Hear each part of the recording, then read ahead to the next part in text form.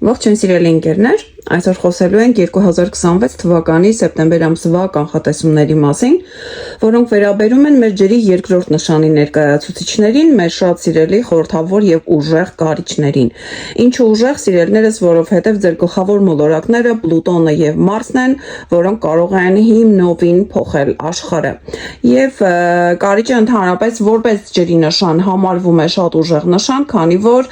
այն իր առջև խոչընդոտներ չի ընդունում եւ միշտ շարժվում է առաջ դեպի իր նպատակները։ Իրեն հաղորդում է այս ամբողջ էներգիան Մարսը։ Եվ տեսեք, սիրելիներս, օգոստոս ամիսը խավարումների ամիս էր, այժմ խոսելու ենք սեպտեմբերի մասին, որը դինամիկ եւ ակտիվ ամիս է լինելու եւ կարելի է ասել, այստեղ մենք պետք է գործենք, որովհետեւ խանգարող ոչ մի հանգամանք չունենք ի տարբերություն արդեն հոկտեմբեր ամսվա,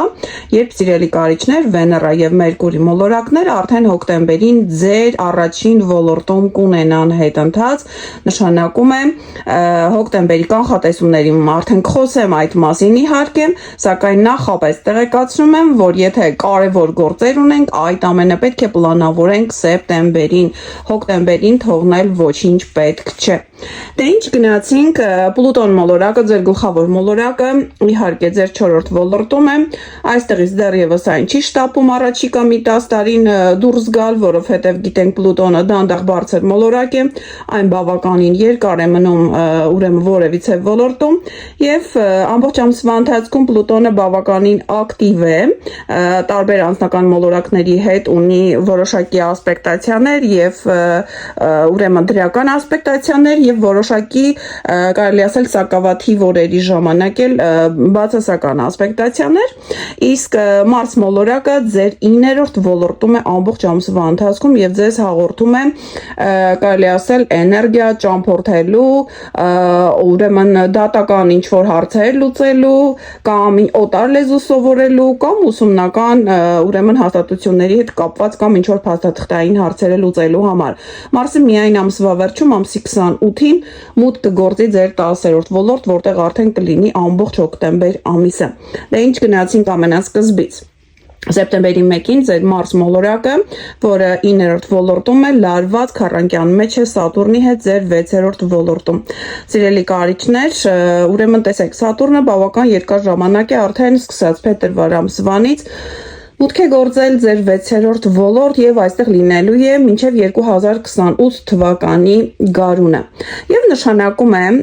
ուրեմն տեսեք, 6-րդ ոլորտում Սատուրնը սիրում է խտրականություններ, սահմանափակումներ առաջացնել։ Իհարկե, սա առաջին հերթին աշխատանքային պարտականություններն են եւ հավանաբար, եթե դուք աշխատում եք ինչ-որ մեծ կոլեկտիվում, ինչ-որ աշխատավայր, ուրեմն տեսեք, այստեղ հնարավոր է, որ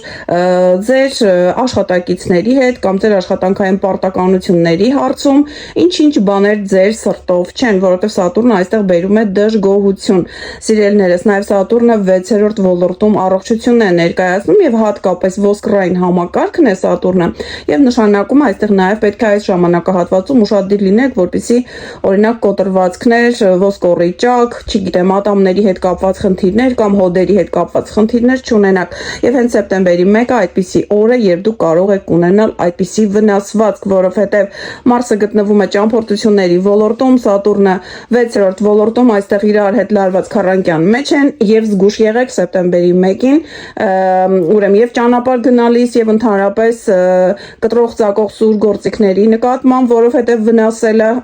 հավանական է, որ ինքներդ ձեզ վնասեք։ Նաեւ այստեղ ձեր առողջության նկատմամբ ուշադիր եղեք։ Սեպտեմբերի 10-ին մի քանի ասպեկտներ ունենք, ուրեմն տեսեք Վեներա մոլորակը տեղափոխվում է ձեր առաջին ոլորտ։ Սիրելիներս, Վեներան այստեղ հոկտեմբերին ունենալու է հետընթաց եւ նշանակում է գործելու ժամանակն է։ Սիրելի կարիճներ, որտեղ Վեներան է, այնտեղ ամեն ինչ շատ լավ է ստացվում, այնտեղ ամեն ինչ շատ կարելի ասել սահուն է ստացվում առանց խոչընդոտների։ թեպետ Վեներան ձեր նշանի ներքո իրեն այնքան է լավ չի զգում, բայց ամենայն դեպս ձեզ կտա հնարավորություն, որպեսզի կարգավորեք եւ ձեր անձնական հարթակը, եւ գործնական հարաբերությունները, եւ ֆինանսները, չէ՞ որ Վեներան ոչ միայն գեղեցկության եւ անձնական կյանքի մոլորակն է, այլ նաեւ ֆինանսների։ Այստեղ փորձեք այդ ամենը իրականացնել սեպտեմբերի ընթացքում։ Հենց նույն օրը ամսի 10-ին Մերկուրի մոլորակը տեղափոխվում է ձեր 12-րդ ոլորտ, շատ արագ շարժ է Մերկուրին սեպտեմբերին, ամսվա վերջում արդեն հասցնելու է մուտք գործել ձեր առաջին ոլորտ, սակայն Մերկուրին նույնպես հոկտեմբերին լինելու է ձեր առաջին ոլորտում, ուրեմն հետընթաց եւ նշանակում է, եթե մենք ունենք արք ու վաճառքի հետ կապված հարցեր, փաստաթղթային հարցեր, ուրեմն այդ ամենը նույնպես փորձենք իրականացնել հենց սեպտեմբերի ընթացքում։ Մերկուրին 12-րդ ոլորտում սիրելիներս բերում է շատ բամբասանք, փորձեք խուսափել այդ իրավիճակներից, որովհետեւ երկար է լինելու ներողություն 12-րդ ոլորտում մինչև ամսվա վերջ է լինելու եւ մինչև ամսվա վերջ կարող է տհաճություն պատճառել ձեզ,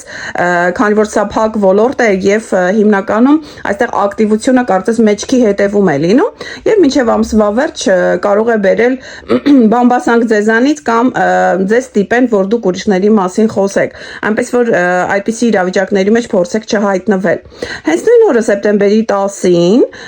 Ուրան մոլորակը սկսում է իր հետընթացը։ Սիրելի կարիճներ, Ուրանը միայն վերջերս, մասնավորապես ապրիլի 26-ին է մուտք գործել ձեր 8-րդ ոլորտ, վերջապես Ուրանը լքել է ձեր 7-րդ ոլորտը եւ դուք կարող եք շունչ քաշել, որովհետեւ վերջին 7-8 տարիները ձեզ համար հեշտ չի եղել, բացատրեմ թե ինչու, քանի որ Ցուրի նշանում է եղել սա ձեր 7-րդ ոլորտն է եւ այնտեղից ձեր արևի նկատմամբ, անձնական արևի նկատմամբ այն ուրեմն 180 աստիճան է կազմում, ընդդիմություն է ամբողջական կազմում եւ այդտեղից Ուրանը ձեզ անընդհատ կարելի ասել անհարմար, ուրեմն կանխատեսելի ինչ որ իրավիճակների, շոկային իրավիճակների մեջ է գցել եւ այժմ Ուրանը դուրս է եկել եւ մուտք է գործել ձեր 8-րդ ոլորտ եւ տեսեք այժմ պատրաստվում է հետընթացի, սակայն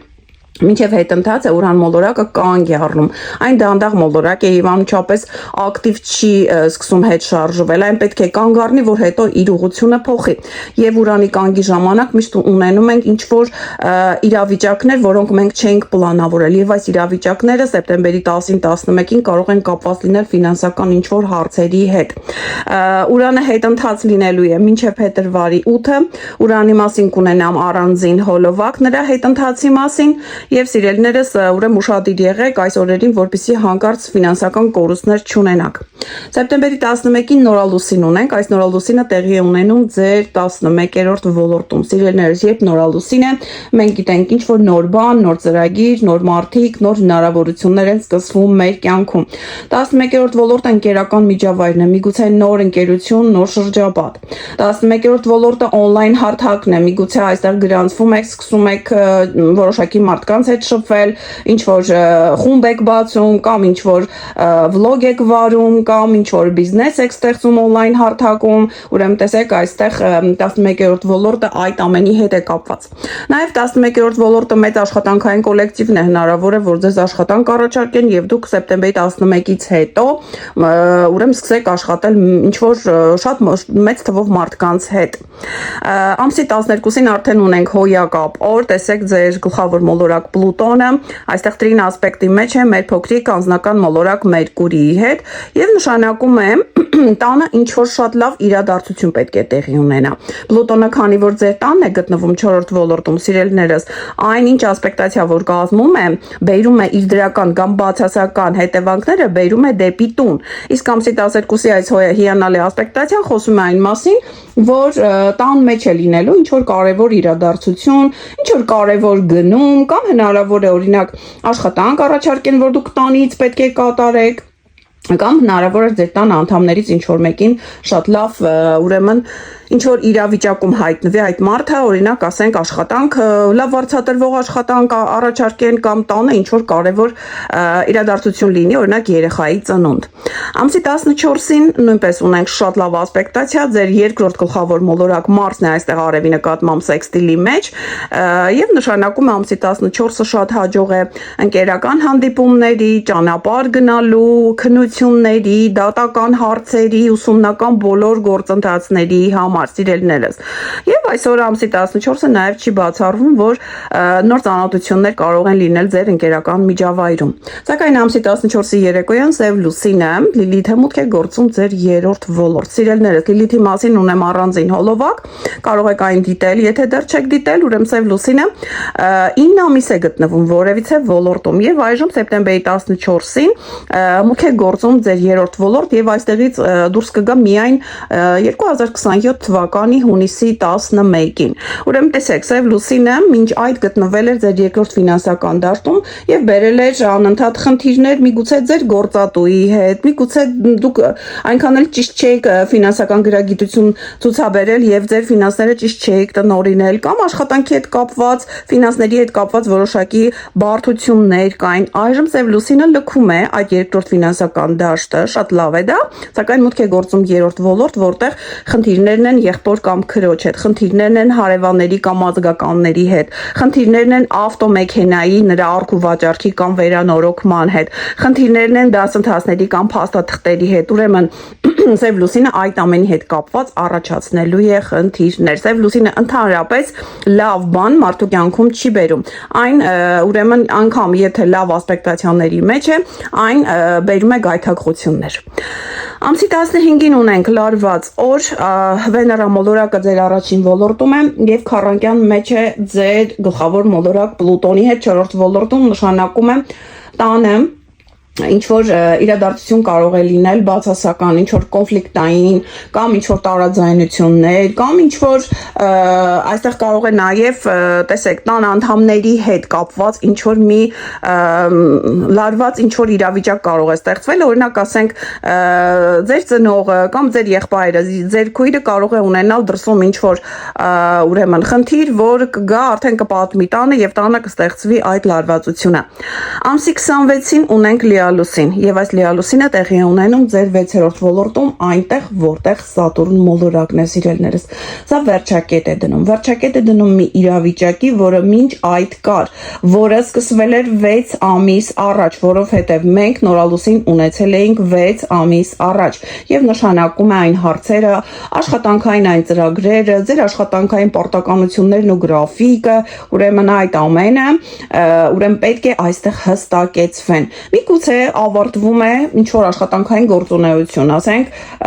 հրաժարվում եք ինչ որ աշխատանքի, տեղափոխվում եք մեկ այլ աշխատանքի, կամ այստեղ 6-րդ ոլորտը նաև առողջության թեմաներն են։ Հնարավոր է, որ դուք մինչ այդ օրինակ դիետա եք պահում, առողջ ապրելակերպ եք վարում, զբաղվում եք ձեր առողջական հարցերով, այժմ արդեն վերջ ունեք լիարժեք արդյունք, նիհարել եք, ունեք ձեր երազած մարմինը եւ այստեղ այս Լուսինը վերջակետ է դնում այդ տանջանքներին կամ այդ թեմային։ Կամ հնարավոր է, որ դուք օրինակ եթե մինչ այդ երեխա եք խնամում կամ ասենք հասակով ինչ որ մարդու եք պահում, ուրեմն ինչ որ մեկի խնամքով եք զբաղված, այդ խնամքը նույնպես դադարեցվում է։ Ամսի 28-ին արդեն նշեցի Մարս մոլորակը տեղափոխվում է ձեր 10-րդ ոլորտ, վերջ լքում է 9-րդ ոլորտը եւ 10-րդ ոլորտում Մարսը բերում է ակտիվություն կապված ձեր աշխատանքի, ձեր կարիերայի, ձեր պաշտոնի, ձեր ամուսնական կարգավիճակի հետ, սակայն ես հիշեցնեմ, որ Մարսը 10-րդ ոլորտում մի փոքր ագրեսիվ է եւ ամբիցիոզ եւ նշանակում է, եթե դուք ամուսնացած եք, ապա ձեր կողակցի հետ շատ զգույշ եղեք, որպեսզի հետո կոնֆլիկտային իրավիճակում չհայտնվեք։ Մարսը ագրեսոր է։ Եվ ամսի 30-ին ամենավերջին օրը մեր Մերկուրի մոլորակը հասցնում է տեղափոխվել ձեր առաջին ոլորտ, վերջապես դուրս է գալիս այդ բամբասանքների դաշտից, այդ գաղտնիքների դաշտից եւ տեսեք Մերկուրին առաջին ոլորտում նույնպես հնարավորություն է ձեզ տալիս իրականացնել ցանկացած գործունեություն կապված փաստաթղթային հարցերի հետ, կապված վաճառքի, գնման հետ, կապված ընդհանրապես նոր ծանոթությունների հետ, նոր հաճախորդների հետ եւ տեսեք Մերկուրի նույնպես ունենալու է հետընթաց եւ նշանակում է, որ ամբողջ սեպտեմբեր ամիսը մեզ տրամադրում է, որպեսզի մենք իրականացնենք մեր բոլոր կարևոր գործերը։ Դե ինձ սիրելիներս այսքանը ձեր սեպտեմբեր ամսվա կանխատեսումների մասին, կհանդիպենք հաջորդ հոլովակում։ Առայժմ